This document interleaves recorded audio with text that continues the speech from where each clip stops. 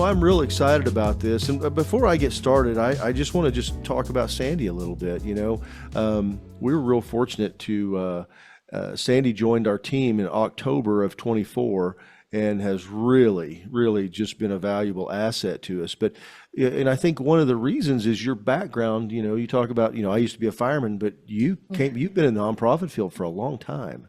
I have. My nonprofit career, I guess, started when I was in college. I had no plans in going into fundraising a nonprofit, but I took a job near campus and started a very small. Gosh, there was probably like five of us at that organization, and then yeah, took a job at a larger national nonprofit afterwards, and I was there for 18 years. I grew up. It's like I grew up in nonprofit. I graduated college and started fundraising, and yeah, I was there for 18 years. Yeah, yeah, that's and you kind of figure some stuff out along the way whenever you're in it that long, don't you? Absolutely. Absolutely. And you see, just so many changes over just within the organization and then within the Mhm. world, within the Yeah. nonprofit world over 18 years, it's 2 decades, there's so many changes that happen. So So I'm going to put your business on the street a little bit, Sandy. So Sandy lives in New Jersey, and what's the name of the little town that you're right there in? New Egypt, it's New very Egypt. small. Yeah, We're about 10,000 people. yeah, yeah. And when she's not helping nonprofits raise more money, she is wrangling three very active young boys, and they're what? Let's see, 8 to 16, 16. Yeah, 8 to 16, my yeah. three. So Yeah. God bless you for that because that is a full-time job in itself. I know, They but keep me so busy. You know. yeah, yeah, I do.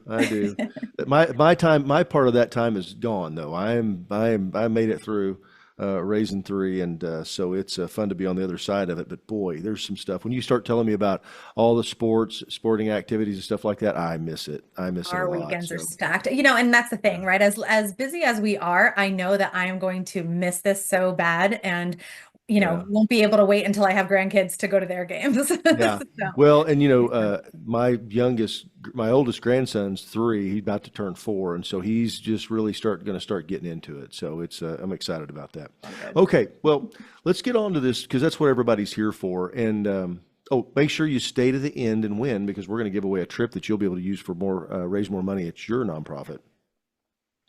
So, Sandy, one of the things that I spend an inordinate amount of time talking about, and we talk about this in a lot of webinars, is really mission focus, really keeping the mission, tying the mission in a way that your donors can connect to it. But what else is there that sometimes as nonprofits that we miss out on when it comes to donors? Sure. So, and also, I focused a tremendous amount of time on mission focused moments, within your event. But I also think that there's a component of the guest experience that's really, really important. And so I did focus a lot of time on that as well. And, what does it look like? What does it look like for someone to walk into your event and experience not only your mission, but, taking in everything that's happening at the event.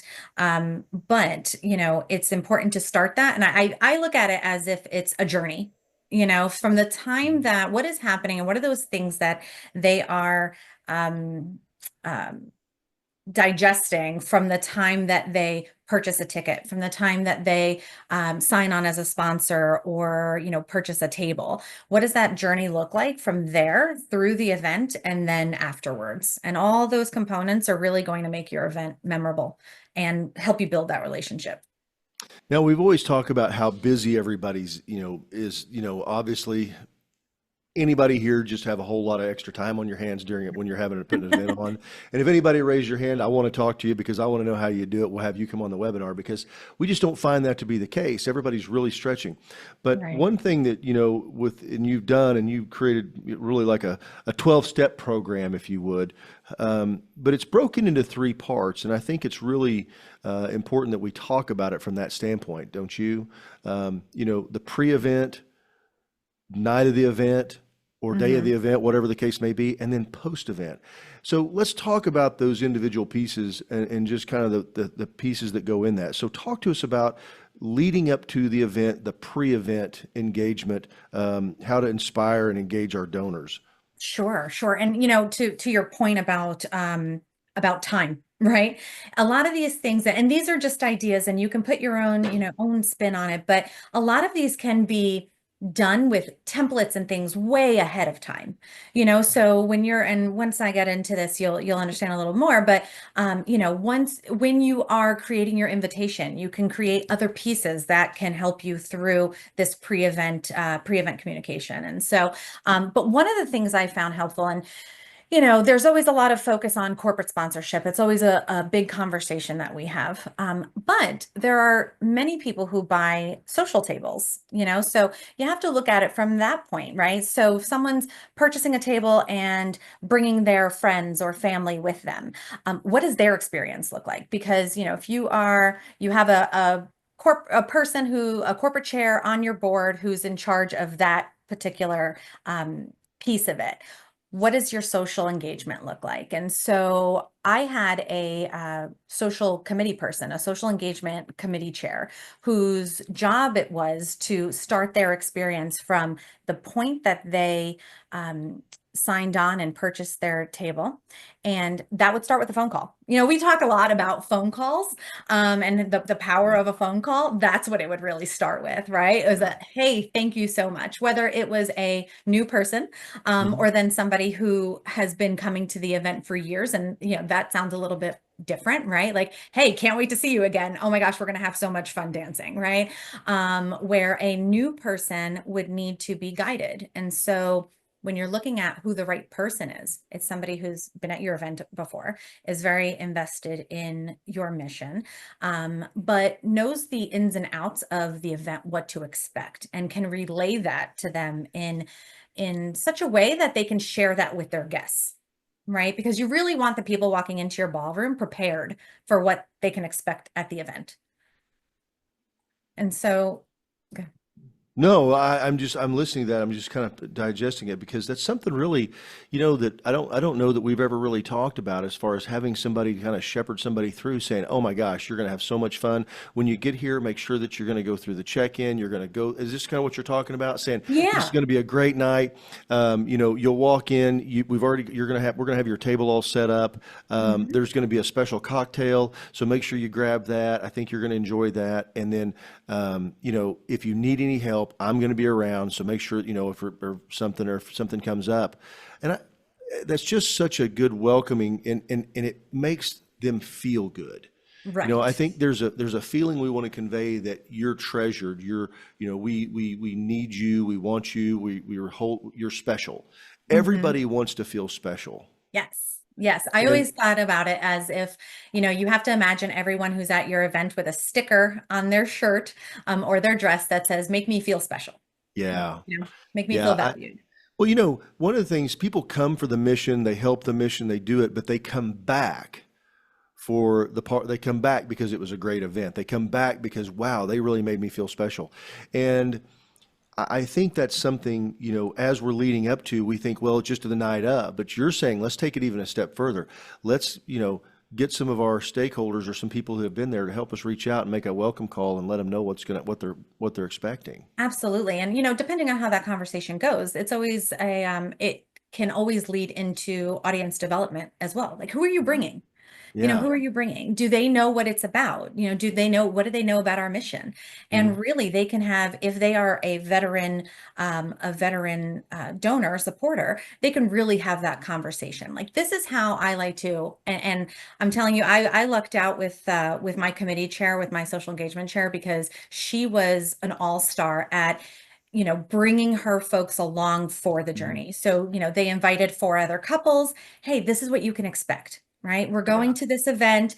It's in honor of my child, and this is what you're going to expect. And not only, there's registration, you're going to have to give them your information, but what are the fundraising opportunities there? What are the giving opportunities? There's Mhm. going to be a silent auction. There's going to be a live auction. Oh my gosh, there's going to be a golden ticket we can win, come prepared for that. But Yeah. fund a need is also something that some people have never seen it before. They go to these events all the time, Sure. and they're Sure. very familiar with what a fund a need or paddle raise is. But others don't. And so kind of be taken aback a little bit if they get there and don't know what that is. And so, Mhm. that conversation can sound like, there's going to be this portion of the evening where they're going to share stories and they're going to ask for monetary donations. And, I just wanted you to be prepared. You don't have to give. If you'd like to give, great. But there's the opportunity. And so now that chairperson should be well versed in all of that. And Mhm. then they can relay that to a new table host or a veteran table host. And this way they can convey that. But I used to use this piece and I loved it. We put together a Evite. And so the thought behind it was that, and this is a great lead up because they can actually tee it up. Hey, Mhm. welcome. I can't wait to see you there. I have this piece that I'm going to send you to help you invite folks to your table. Right. And Okay. so it can become, this is what I was talking about, that you can Mhm. set this up beforehand, right? You could You have an did. intern. So we're talking about time. Oh yeah. Have an intern, right? Have an Yeah. intern do this thing. When Mr. and Mrs. Smith buy their table, you Mhm. go in, you plug in their name to the Evite. It says, Mr. and Mrs. Smith are cordially inviting you to join them at the event. But you really want to have, because otherwise there's no way they get an invitation. Otherwise, there's no way for them to give all that information to their guests. This is a nice, neat way for them to Mhm. send, a little piece that's on theme, right, to their people. And so have the when, have the where, have the why. So time to put some mission information in there, right? Why are we going to this event? And then the what to expect. Those things. We're going to have a silent auction. We're Well, going to do all these things. yeah, and you're bringing up something that I'm kind of coming back because we're trying to make them feel special. In this high level of, which we're talking about, minutes. We're not talking about hours and eons and multiple calls and all this stuff. This is just really some simple touch points, but it's going to go to make them feel special. Like, wow, they're really thinking about, that's really cool. I've never had anybody Yeah. reach out to me before. What is kind of the timing that you look to start doing this? Like as somebody makes when they buy the table, whenever they make that commitment to the sponsorship, do you wait, 2 weeks out from the event? Kind of give us an idea of timing. I would say that it should be an ongoing, right? So they purchase their table. The follow-up would be, thank you so much. Your Evite is coming to you. Start inviting your guests so that they can start that process of saying, okay, this is who we want to invite. They probably bought their table with that in mind already, Yeah, but yeah. this is who we want to invite. Let me get that information out. You could even put a QR code on that Evite where the attendee can click on it to put their information in, because it's Mhm. so important to get as much information on guests as possible beforehand for mobile bidding, for, all of those things, for just sending out Oh yeah. communication. But you can do that within that Evite too. Here's where to sign up for mobile bidding and have a QR code. Well, and you're saying what that does, it winds up taking pressure off of us later on when you're calling back anyway, because what do we call them for? We're calling them back to saying, hey, hey, Sandy, this is Jason. I really need to who's all going to be at your table. Right. You have your guest list for me. Right. And I think, well, it's one of those things that you're going out of your way to do it. I want to touch on something really, really quick. You mentioned, getting an intern. Mm-hmm. This is something, so I'm going to give you an example and I'm going to use my wife for an example. My wife is never going to make a phone call. That's just not in her wheelhouse that she would do that. But if you gave her a list and said, hey, send all these Evites out to this list right here, she could do it and crush it, Right. So think about the resources around you. It doesn't always have to be you. And you can start thinking about it. If your events 5, 6 months, even as you're listening to this webinar, you start going, God, who in my sphere would really be good at that to do something? And you can check that box and put that person in there and get them plugged in, because as you're planning your event, these are little things that you can go do. If you get somebody committed where it's not that heavy of a lift, it really Mm-hmm. isn't. But Yep. for you as a professional fundraiser that's already has a significant load, something else may fall. You add this to your load, something else might fall off. So this is a way that you can do these things, bring somebody else in to help that maybe you've not thought about from that standpoint, because, like my wife is not that person that's going to make, you know, Right. 5 phone Right. calls a day and do that. That's just not her wheelhouse. Yeah. But Yeah, if you no, give her, that's a great point. That's a great point. So, you have your social engagement committee person calling them, right? Mhm. They can, tee that up. Hey, the team is going to Yeah, send this over to you. You'll see it in the next couple of days, build in some buffer. You'll see it in yeah, the next couple of days. We're going to send you your Evite and you can start, putting it out there. And then I just spoke to someone who, did a great job of of lining up their committee. And I mean, they're months out. Their event is in August, but she's been working on this since mhm, November. Lined up a committee to do those phone calls a month out. Those like, hey, we need your information. Hey, let's get you set mhm, up. Let's get you set up to bid. All yeah, of that. And so, but again, timeline, right? Have it planned out. Because this way, then you look at, okay, you look at your spreadsheet or you look at your calendar and say, oh, we're teeing up next week. We have to send out this, and it's expected. You're not chasing the ball, and it's all done and all thought out beforehand. mhm, And you can start that process right after your event now. If you had your event last week, start building out, okay, when do we want to send this? yeah. But the ongoing, I think you don't want to wait until a week beforehand to have your table host sending out an Evite because then Oh, you're for sure. Yeah, processing a lot of information yeah, at the yeah. last minute. So yeah, Well, definitely. and generally, unless somebody's had a change of plans, everybody's kind of got it figured out by then. Right. But sometimes, I think it makes such an easy way for people to, the Evite, such a great idea because it makes it easy for us just to ask somebody, and you Hmm. just text the Evite to them and say, hey, here you go, and that way Right. they can see the details, see what's going on, the what, when, where. Hopefully, Hmm. which to my mind, the biggest question that always comes up, what's the dress? Which is a Right. whole nother basket, but Yeah. we're not going to go there today. Um, and Right. And then that takes the pressure off your table yeah, host, right? yeah, Because I then think they have that's to really good. answer all these text messages. What time is it again? What time do we have to be there? What time's cocktail? And hey, Yeah, I sent you the Evite. It's all there. So, yeah, and then they can ask that's any really questions good. there. So, No, I think um, that's really good. So, what else can we do prior to the event where we can reach out to talk to our table? I know, what else can we do to make them feel special? okay, so I loved pre-event, and this one you can put a timetable, maybe 2 weeks beforehand, but sending a little gift, sending something in the mail, Mhm. right? And so imagine, you're a sponsor, you've bought a table, and you walk into your office on Monday morning, and there sits a little envelope or a little box, and you open it up and say it's a Mardi Gras theme, and there's a little Mardi Gras mask in it with a little note Yeah, from your organization that says, we cannot wait to see you. It's going to be fun, blast, give them a little bit of gratitude, obviously.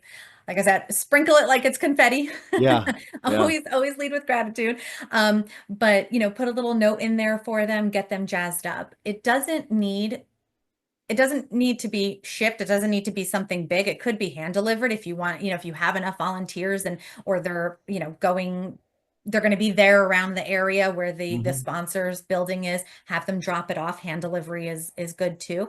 But doesn't need to be something big. I said a Mardi Gras mask. Could just be a little, I don't know, maybe it's the key to the cure or something like that. And you send them a little skeleton key, something like that, that it's not too it's not going to hurt your budget.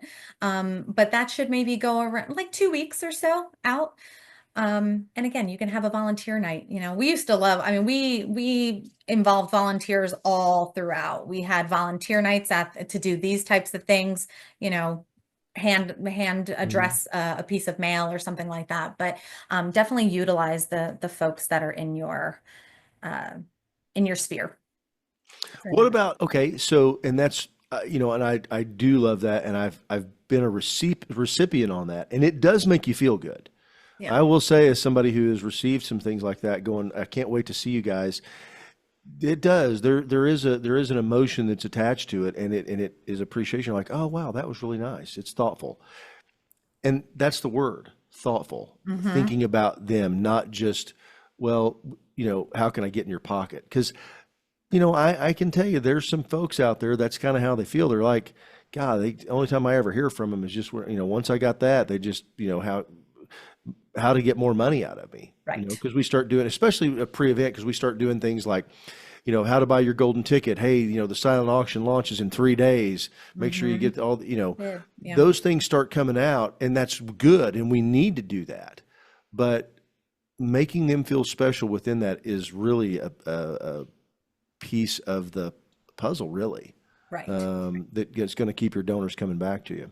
Hmm. Okay, so you put something else down that when we were talking about this, and you talked about a video and Yes. how this is something that is just something My that favorite. doesn't cost us any money. It's not something that we can do. So talk us through that if you would. Sure. So, in you are all serving a community. You're all serving a community of regardless of what the mission is. So let's take scholarships. Okay. So you have students. Can you engage a group of students to become your mission ambassadors? Right. And it's a commitment because you're going to need them beforehand. You're going to need them during the event. They should be there, either as volunteers or as guests, whatever works. And then you're going to need them afterwards too. But this is one of my favorite things because it's so personal and it's just so well received, is a very short 20-second video of so what you're going to want to do is when you recruit your ambassadors, your mission ambassadors, you're going to want to assign them to whether it is a corporate sponsor or one of those social table hosts we talked about. And so they're going to be their ambassador throughout the process. And so short 20-minute clip. We can't wait to see you. Thank you so much for purchasing a table. We're going to have an incredible night. Thank you. That's it. Okay. And this is something that you can email out, right? You'll want to house it probably in like the cloud, and send them the link to the video. But super easy. You can even, and I don't want to do a commercial, but Canva, you can do it for free. And Sure. so again, you can set up as you're, getting your promotional materials, your invitation set up. You can take your theme. They allow you to set up a border for videos. So you have your ambassador here, and then you have your logo or what have you around it. And that's it. You create this beautiful piece and quick thing. It's very, very well received and it's personal, and they talk to the person. I mean, thank you so much, XYZ Bank. Can't wait to see you. And they can name the CEO or whomever it's going to. And you just shoot it out in an email. It's super easy. I love that. And we'll come Um, back to those mission would, ambassadors, but is if you happen to be like having maybe you always focus your fundraiser around an award and you're fundraising around that way, and that's something. Could you do that with the honoree, to have the honoree come and do something like that? Would that be something that you could do? absolutely. Yeah, absolutely. And so you can do that. And also don't forget your honoree as someone that you have to steward, because that's another thing, right? I mean, it goes top to bottom. You should really have a plan for each person at every level. So whether it is the social host, whether it's the honoree, the big donors, and then the volunteers, and we'll talk about the volunteers later, but at every level, there should be some type of communication and plan for stewardship throughout. So yes, so absolutely that, you'd probably for that, it would probably be more of a general video, I would Mm. say. But I think that, when you have mission ambassadors and they are assigned someone specific, they can talk to that person in that video. There was a organization I worked with a few years back, and they had one of the doctors, very well known, very highly thought of. He was trying to do it, but there was no way with this guy's schedule he was going to be able to make any phone calls. So they just brought him in there with his doctor coat on and a stethoscope around his neck, shot a video of him. Literally, it was 15 or 20 seconds, and it was Hmm. so well received because they were like, Yep. "Oh, look, he," because everybody knows this guy was so busy, but it meant a Right. lot because he was able to say, "Hey, look, I'm looking forward to seeing you guys on Saturday night. Can't wait to see you all." Hmm. And it was And just I mean, it was something that simple. yeah, and you could really, I mean, if you think about it that way, if you have a half hour with this person, how many different videos can you shoot Hmm. during that half hour, right? So maybe you can personalize it a little bit more than what we were talking about. Yeah, Well, that's absolutely. very cool. That's very cool. Mhm. Okay, anybody have any questions about pre-event, about those, those four things that you can do, or maybe something that you guys are doing? We would love to hear about it. Put it down in the comments, in the chat section. We would love to hear that. So now that we're to the night of the event, Sandy, what is it? What are some things that we as fundraisers can do to make our guests feel special? What can we do to really help them to feel like we love on them a little bit? Sure, sure. I love on them a lot, you know. Yeah, we do. We love our donors. We love our supporters. So one of the things, and again, at HGA, we talk about handwritten notes all the time, right? The power of a handwritten note. It's funny because I was doing some of my own. I was at my doctor's office the other day, and I took a stack of my own handwritten note Yeah. or note cards, and I was sitting there, and she walks in, and I said, "Oh, I'm so sorry. I'm just writing some I'm just writing some notes, some thank you notes." And she goes, nobody ever does that anymore. She's like, I love that. It's so great that you're doing that. So there's just so much power behind it, right? Hmm. And so how about, again, you got there, you watched your video, you're like, oh my gosh, this is amazing. You sit down at your table, and in your spot is a note card, and you open it up, and it's a handwritten note, okay, from, let's say, the executive director, right? And so again, these are all done beforehand, and then you just the day of, you put them at the place settings for those sponsors. And so again, just gratitude, right? Let's spread it like confetti. And it's a little thank you note. Thank you so much for being here. Hmm. We appreciate it. You have made such an impact. We appreciate your partnership, or something like that. And so again, you think about your VIPs, who you need to, right? So whether it's, your maybe it's a pre-commitment to a fund a need, and you want to make sure that that person gets the card. So whether, and again, this is a great way to engage your board too, right? So Hmm. is the I was on a board, and that was kind of one of our duties that we had to do every meeting. They would have something where we had to do a note. We would write a note card to yeah. someone. But you're just talking about doing this right at the event where that's sitting there in their table at their Yeah. place for them, correct? Yeah, Yeah. absolutely. Absolutely. And, I mean, if you have 15 sponsor tables or 30 sponsor tables, I mean, you can be doing this a week beforehand, at your Yeah. doctor's office. So Yeah. you just take the stack to your doctor's office Yeah. and do it there. But yeah, and again, it speaks volumes to the thoughtfulness that you've put in, and again, whether it's a board member, the board president, or the executive director, Hmm. you can figure it out depending on who the person is, and what Yeah. type of workload it is. So that one was always a great one. Um, so I'm going to bring back those ambassadors, those mission ambassadors that I was Uh-huh. talking about. Okay. Okay. So they received a video from either, it could be a child, could be, an adult cancer survivor, whoever the person is. Hmm. That person is in attendance, whether it's as a volunteer or a guest. They are going to go over, and they know where the table is because we've told them, right? They have a list of, if they have 2 or 3 Hmm. tables they need to visit, but they're going to go over to the table and greet them. And they're going to say, hey, and they're going to remember them because they got this great video, right? And so now they are going to do a personal greeting, a thank you, a meet and greet, basically, with them at the table. Okay. Again, goes over really, really well. Really well. And I mean, they can, if they're volunteering, they can also do something like, hand deliver their bid cards. Hmm. We'll talk about that too. But outside of that, it really is just like, hey, hope you got my video. Thank you again, for being here. This is going to be a great night, and shake a hand, take a picture. We'll use that later. Try to get a picture if the conversation lends Yeah. itself to it, right? You don't want to make it awkward.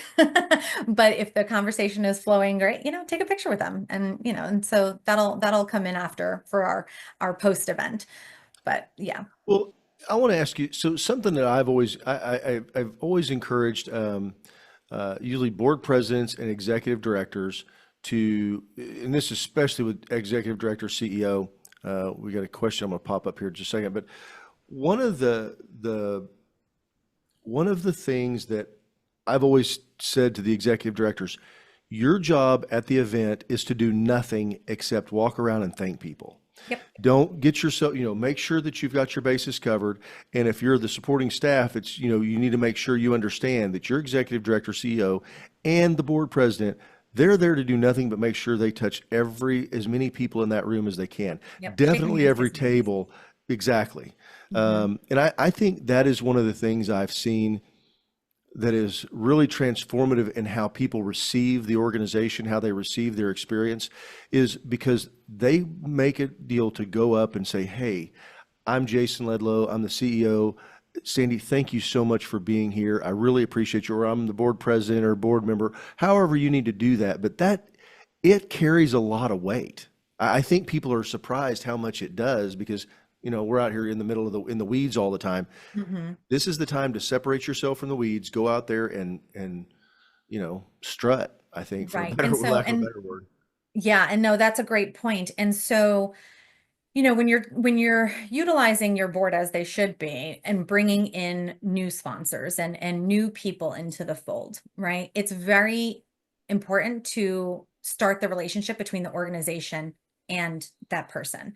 And so, and even when we were talking about, have a board member call or even when we'll get into it afterwards too, but board member call, or if the board member is the person who invites, yes, they should get a call. They should get a thank you from, the board member who invited them to come, right? But it's also really important for them to get a call from the CEO or the executive director, because if they're friends, if they're personal friends and they bought a table because of this Mhm. person and they're the one who calls, well, that's just a friend calling a friend.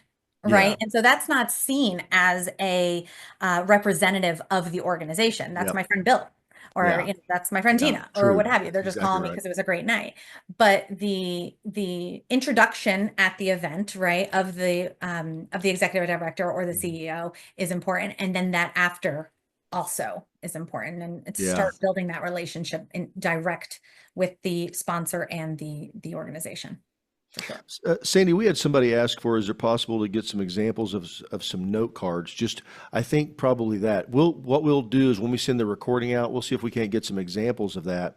Hmm. And, this is something funny. I said, if the room's loud, what do you suggest? I think one of the things we want to make sure you understand, yeah, the loud room, or if there's a lot of things going on, it's okay. Because you're just, this is not like you're going to go have some 30-minute conversation. Meeting. Because number Yeah. one, it's not physically possible. But number two, it's just basically to walk over and say, thank you for understanding. Thank you guys so much for being here.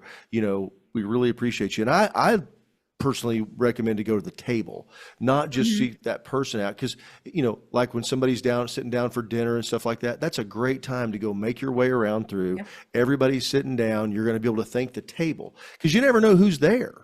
Mhm. All of a sudden, somebody, Sandy goes, "Hey, I want to introduce you to John Smith. He's the president of the board at the bank our bank, and I thought that might be good for you guys to meet." You never know what's going to come out of that, but it's not just for that. It truly is just to go say thank you because Right. it does mean something to them. And everybody goes, "Well, I don't want to interrupt them during dinner." They don't care. Yeah. They No, no. understand that this They're is all there to talk and chat and yes, yeah. yeah. And really think about the follow-up on that, Jason, because on, Monday or Tuesday morning, that follow-up call is going to be, oh my gosh, I know that it was really loud in the ballroom. We didn't get a chance to really talk. Do Yeah, you want to set up a coffee or a lunch so that we can actually, get to know each yeah. other a little bit? And so you kind of lead in. So don't worry about the noise. Don't worry about the noise. That's always a good follow-up. Great call. Thank you for the Yeah. question. Um, so what else can we do? Something I thought this was kind of cool whenever we were talking about, you were talking about the bid cards, menu cards, things like that, things that you could do to just add little touches that really don't cost you any more money, but they're Right. just little touches that Going you to be can for do you with a little anyway. bit of planning that go a long way. Yeah, and so I think that you can tie in your mission. This is a great way to tie in your mission here. And so I worked for a diabetes organization. We worked with a lot of children with type 1 diabetes, and we had a menu card. And, we know that it's a challenge, right? You go to dinner, you look at this menu, you're trying to carb count in your head, you're trying to think about, okay, how is this going to affect insulin levels and glucose levels and things? And so what we did was we took the menu card and we had a mom. I mean, literally with a pen. She took it, she wrote some notes in the margins about all the things that she needs to consider when she's looking at a menu. And we got it mass produced. And Wow, so that's so at cool. And, I mean, their menu cards, to your point, we're going to have them printed anyway, Yeah, right? yeah. And so now they're sitting there and they're like, oh, the salad, right? Well, the dressing on the salad, how many carbs is in that? And so they have this visual representation of what it looks like to try to figure out a meal when you have type 1. You can also use that for, I was thinking like, a food bank, food insecurity organizations. What can you work into a menu card to bring that to the forefront of, everyone's minds that night? Hmm. So that's one. And then I was having a great conversation with a education related organization the other day, and they were talking to me about their bid cards. Now, what we used to do is we used to have a very large sheet, the live auction items, and you can do this too, because this was always great. Live auction items were inside. So we folded the bid card, live auction items with a photo all in there so that when they're sitting down ready to bid, they just flip it open and they can take a look at what's on the docket for the auction. But this organization it wasn't a folded piece. It was a back and front. And so on the one side, they had their bid number, right? Nice and big. You want that nice and big so the auctioneer can see. On the flip side, they had a report card. And so they kept it on theme. I'll add another little note on this event too, but they had a report card. They fashioned it like a report card and they had their stats. So, A+ on the amount of children served, the test score improvements. They really brought in their impact and put it on the back of their bid card. And so everyone was sitting there ready to bid and looking over what impact they could have that night.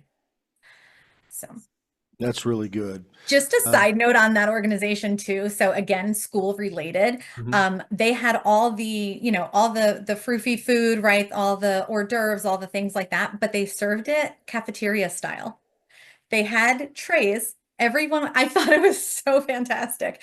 All the great food, beautiful presentation, but they went along and grabbed their appetizers in a school tray. I thought that was super That's fun. all. That So that is again, funny. bringing back Yeah, who we're serving, right? yeah. Keeping No, that at the that's really forefront.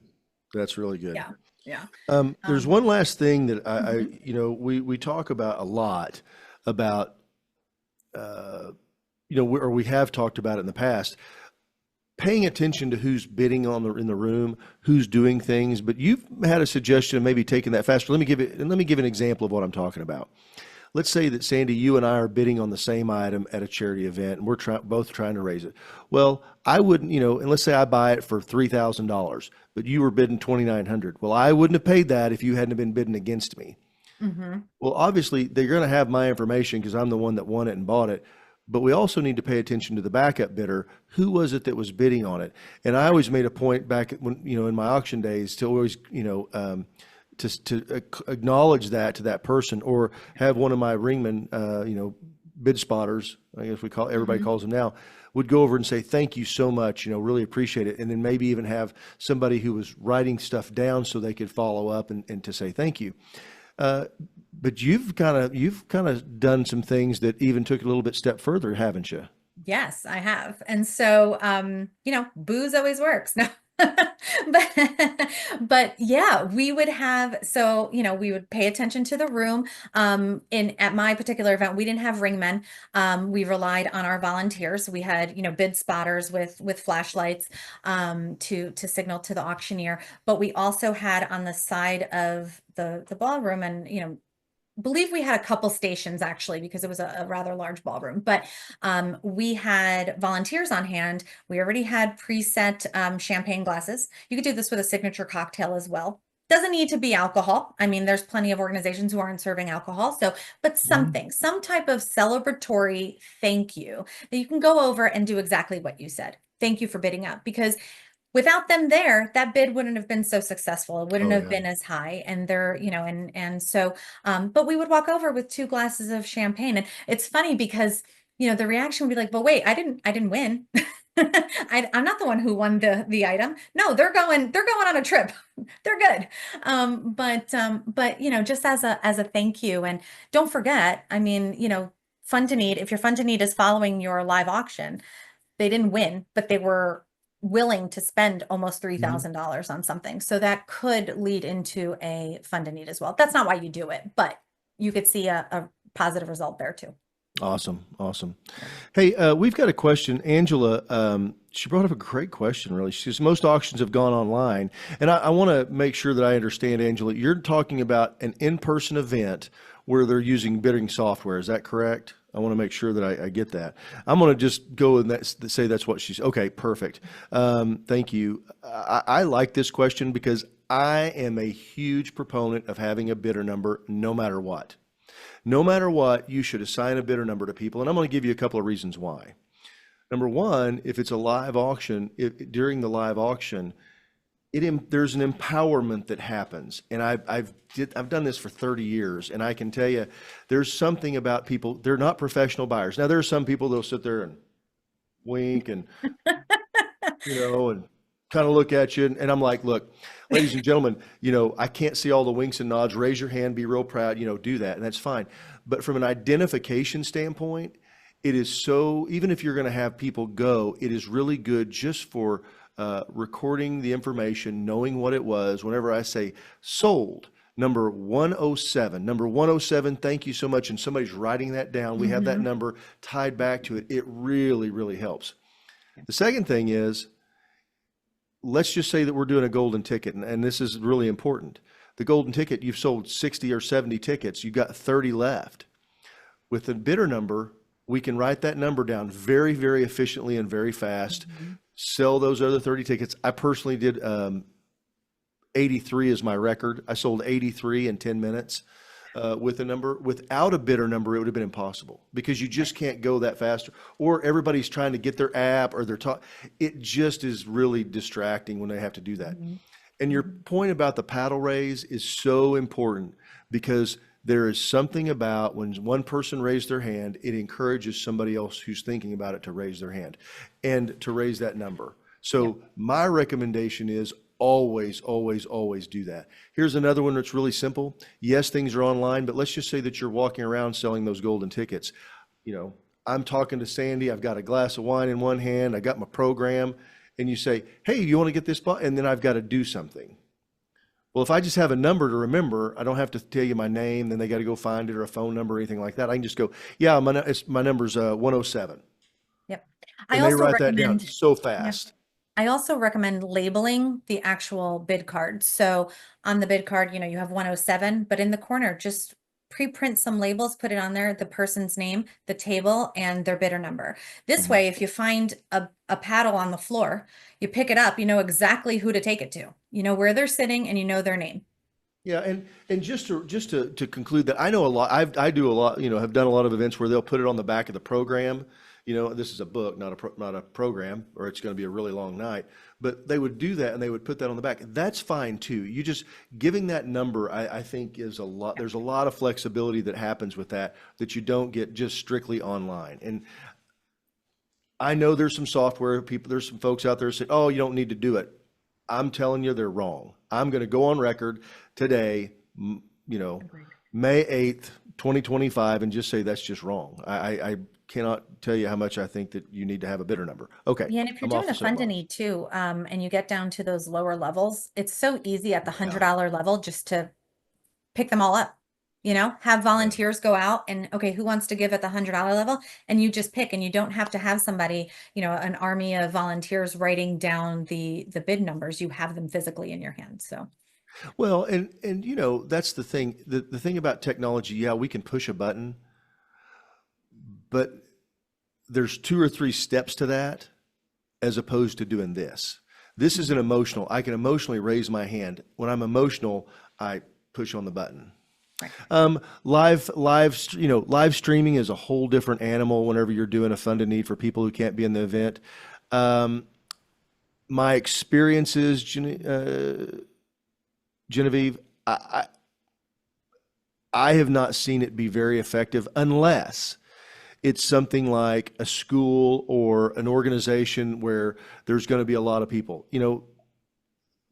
I did a lot of live, streaming events, and I know it's out there, and I think there's a benefit to it for some things. But my experience was The first few weeks of COVID, it worked awesome. After that, it was Mhm. kind of over. And nobody was really bidding. Nobody was doing a whole lot. It wasn't that much of a stretch. Either they were going to come or they were going to give money in a different way through underwriting, some kind of a thing that they were going to do. Or, they might do something on the silent auction. But as far as the live stream portion, I've just never seen it. I personally, and I'm not saying that's deal, I have not seen it to be super effective.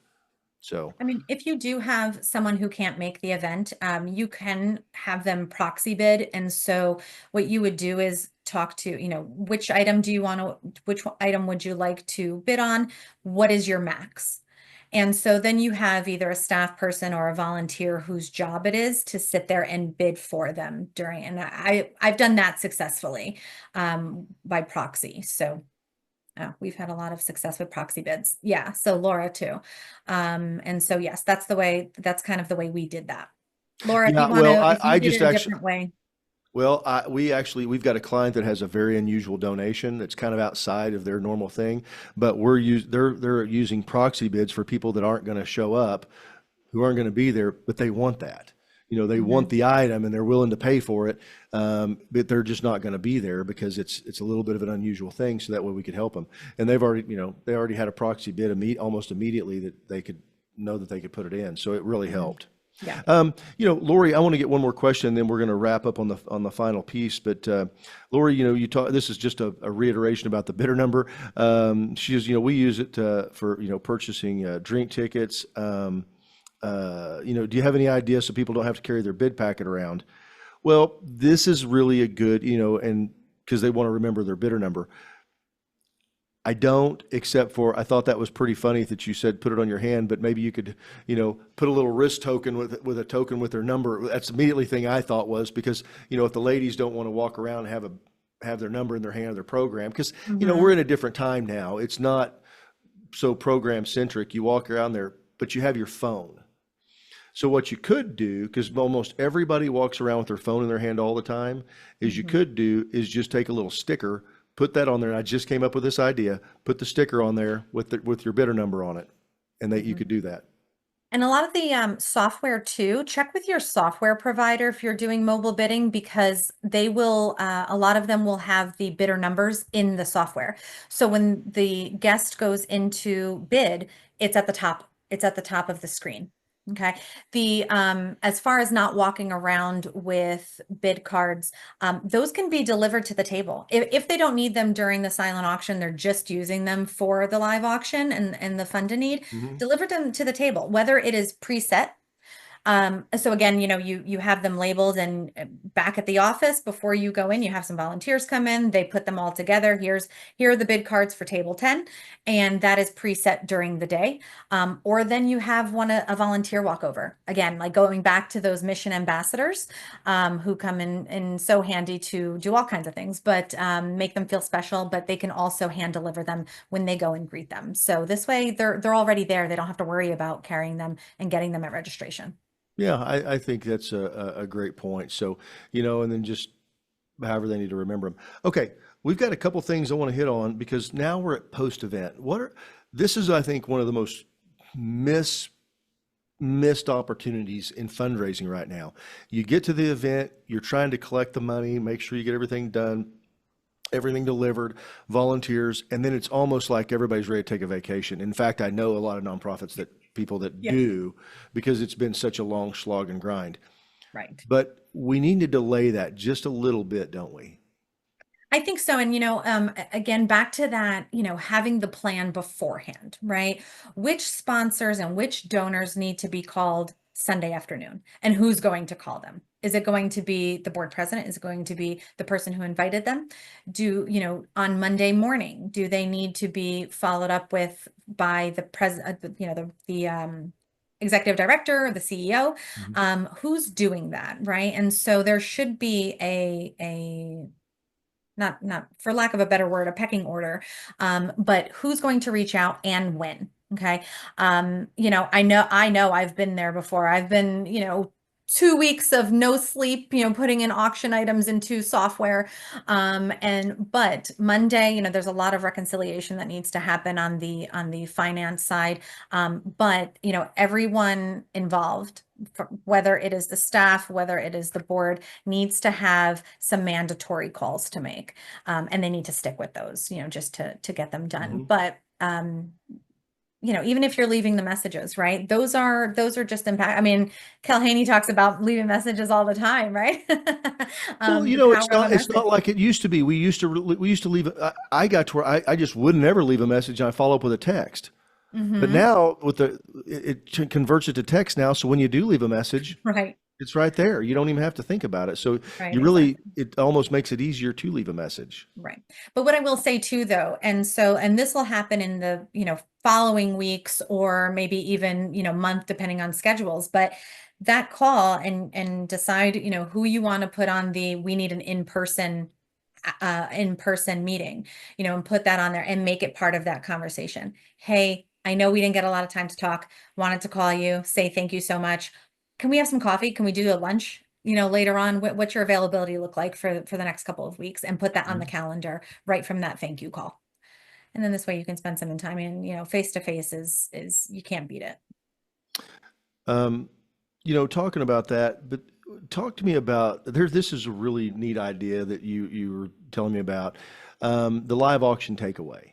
How to connect, that purchase with something after, with the effort or that went into it, or something like that, or what that mission impact that has. Sure, sure. So many organizations have an art piece, right? Whether it's, it's a school and every kid has put together every class has put together some type of art piece. We had a artist who so talented, type 1, and he had type 1, so was representative of the mission. But we had him come in and do a beautiful painting. It was so gorgeous. Every year it happened to, year after year, but we had him come into the office and work with a group of our kids, probably like 6 kids. And so what we would do is take pictures as it was being created. So you can do this with a quilt or, whatever the art piece is, whatever that mission live auction item is. And so you take photos during it and you can create a very, maybe a 10-page photo album in Shutterfly, say, or any other program online, very inexpensively. You get it get it at a promo time, it's $15-$20. Right. And so now they have, and most of these softwares will plop in the pictures, right? You have 10, 11 pictures. It really arranges them very nicely, leaves you text boxes to type in some things, and oh, this is, just put some captions, right? This is, Rob working with the kids on XYZ, and here's, Sally putting in a touch here, something like that.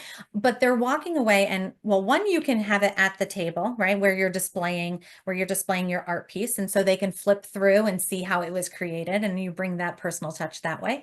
But two, they get to keep it. And so now they have so they have this painting or what have you in their living room, and they have a really nice coffee table book to go with it. And then they can look through it and see how it was made. And, I mean, it takes a little bit of time, but again, intern, right? That's a great piece for the intern to work on, You bet. and super easy and inexpensive. Hey, I want to just mention real quick. So we had an episode. It was called Plan Gratitude, and we'll link that in there, Ryan. If you could find that, even if it's just in the email, we send it out and talks about it, about having a plan. Just like what Sandy said about having a plan prior to, having one during the event, having one post event. And that's really what it is. It's planned Mhm. gratitude that you're doing throughout this deal to make them feel special, to make sure that they, and as we've said, none of them take a lot of time. None of them take a lot of money, but Mhm. the return on investment is massive, massive. And I think that that's why this was so good to bring out. And so Sandy, thanks a lot for doing this. Ryan put the link to Sandy's LinkedIn. Get connected with her. She's just got so much stuff. Uh, don't go anywhere because I'm going to give something away here in just a second. But one of the things that I just appreciate that about that so much is there are things that we're deluded with stuff all the time, and I want to make sure that just give some thought to that, because if you plan it early, it's not near as heavy a lift. Mhm. Yep. Free coaching session. If anybody'd like to dig down on any part of the, your event fundraising, pre-event, post-event, during the event, whatever, please sign up for a coaching session. Would love to have you connect with you guys and do that. And then the final thing I'd ask everybody to do is to text HGA to 73747. That's going to sign you up for texting, but I'm going to take a winner out of this. I'm going to get a winner, and we're going to do that. So if you'll just go ahead and do that real quick, and that's how we're going to find our winner today, because we want to make sure everybody's signed up. So, Jason, do we have a second for a bonus, a 13th? we do, of course. Okay. I want everybody to make While sure you're that signing up, while you're doing that, we got another one. So HGA keeps on giving. Sure. You guys go ahead and I'll keep talking. But don't forget your volunteers.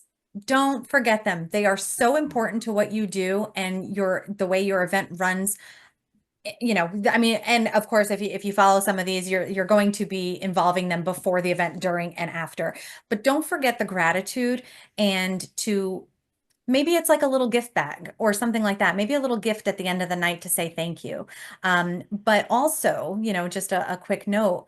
If they'd like to bid as well, make sure you issue them a bid number. We had you never know. You never who's been, especially if they're new volunteers. We had a couple volunteer. It was their first year working with us, and they were like, "Oh, we might want to bid on something in the live auction." They did, and big time. And and that was, and like, years later. So we started getting to know them. Years later, they made a $75,000 pledge. Yeah. A fund to need pledge. So, just make sure, sprinkle it like confetti. Sprinkle your gratitude everywhere. Absolutely. They all deserve it. Okay. All right. Ryan, have you got a winner to send over to me? I'm waiting on the text. Oh, here it is. This is fun. I love that we're calling them live. I'm making the phone call.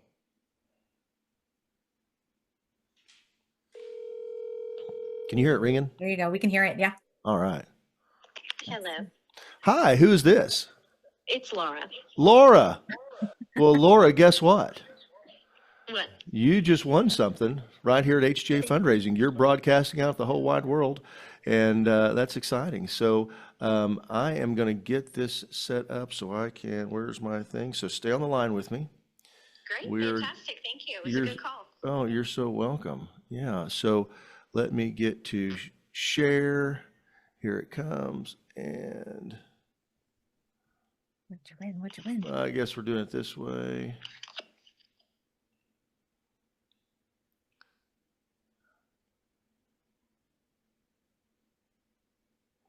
And nobody wants to see that screen. This is the one we're looking for. All right, I'm spinning the wheel for you, Laura. Here we go. We're going to see where you win. And it's Tuscany for two. So you got Tuscany for two, and you will be able to use that at your next fundraiser to raise more money.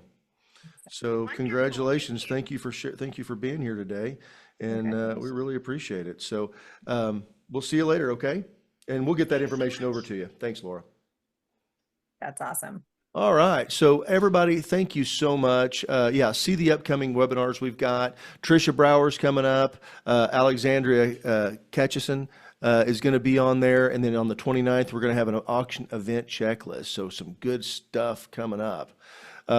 Sandy, you rocked. Thank you so much for being here. Can't wait to have you up here. You're going to be here quite a bit coming up. In fact, just to let you know, Sandy's going to be our new co-host. So we wanted to just kind of bring her in and get things started. Lori, and it was a pleasure. And everybody have a wonderful week. Thank you guys so much. We appreciate you spending time with us. See you next week. Bye.